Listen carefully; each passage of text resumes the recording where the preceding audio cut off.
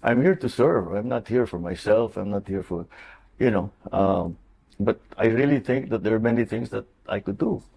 And I say, you're not yet doing it. Di mo pa natatapos. Go, go, go, go, go. Keep doing it. Keep working, keep working, keep working. Kulang pa, kulang pa, kulang pa.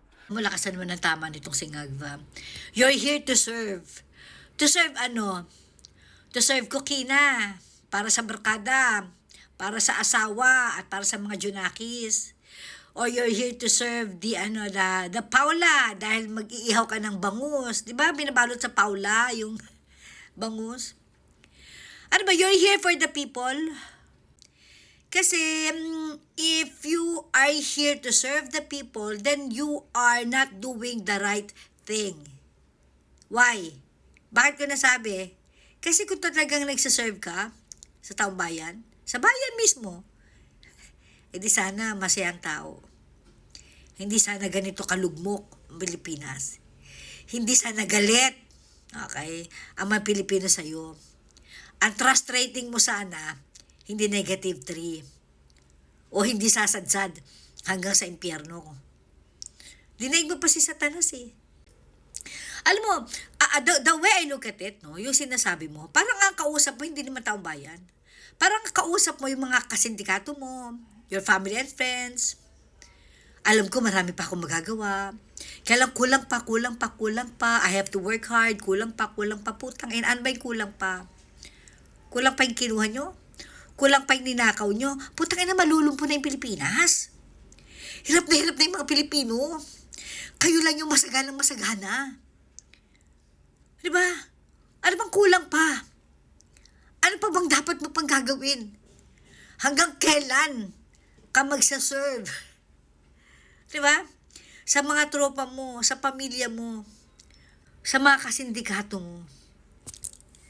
Diyos ko Lord, pati bembangan yung magjowa, kayong matandang mag-asawa sa Amerika. Putang ina, 2.3 million sa isang lalaki mo, hayop ka. Kami pa rin nagbayad yan. Ano pa bang kulang? Ano pang kulang? Nasaksihan namin yung mali-maleta na dineliver sa inyo.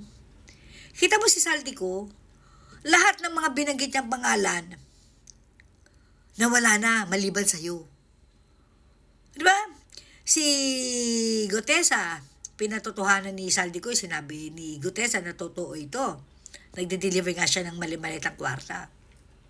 Si Pangandaman, si Ulayvar, si Bonoan, si halos lahat eh. Halos lahat ng involved. Dito sa korupsyon mong hayop ka, nawala na, ikaw na lang ang natira. Kaya nga di ba sabi ng kumari ko, kapag nawala na sa Malacanang ang Pangulong Bongbong Marcos Jr., mawawala na rin daw. Or makakatakas na rin daw. Yung talagang mastermind. Oo nga. Pag nawala sa Malacanang si Ngagva, makakatakas talagang mastermind kasi sila na nga yung mastermind.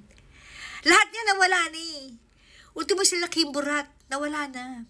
Ang Bidya nga tahimik na rin eh. Diba? Sino-sino pa may mga malalaking pangalan na nabanggit. Si Cabral nga namatay, hindi pa nailibing eh. Tanging si Da Junior na lang ang natitira. Kaya pag nawala siya sa Malacanang, tama yung sinabi ng kumari ko, makatakas yung mastermind. Putang ina, work hard. Kulang pa. Putang ina, ano bang kulang pa? Kulang pa yung ninakaw nyo. Diyos ko Lord, pwede ba? Sakit sa ulo ng bag na to.